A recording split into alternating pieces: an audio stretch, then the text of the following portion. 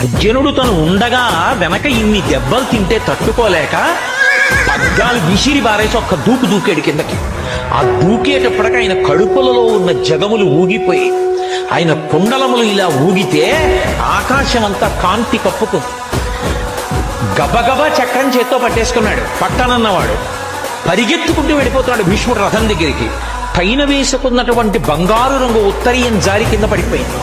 అర్జునుడు ధనస్సు విడిచిపెట్టి కిందకి దూకి, బావా బావా, అర్జునుడు చేతకాని వాడైతే కృష్ణ పరమాత్మ చక్రాయుధం పట్టాడని లోకం చెప్తుంది బావా, కోపం తగ్గించుకో, వదిలేయి వదిలేయి వదిలేయి అని వెంటపడి చేయి పట్టుకుంటుంటే, నేను నీ రథంలో ఎదురుగుండా ఉండగా నిన్ను కొడతాడా అంత? ఇవ్వాడ కరికి లంఘించు సింహంబు కరణిన రసి, ఏనుగు కుంభస్థలం మీదకి దూకి సింహం ఎలా తన పంజాతో కొట్టి ముత్యాలు చిందరవందర చేస్తుందో అలా నా చక్రధారలతో భీష్ముడి పుట్టుక కత్తిరిస్తా.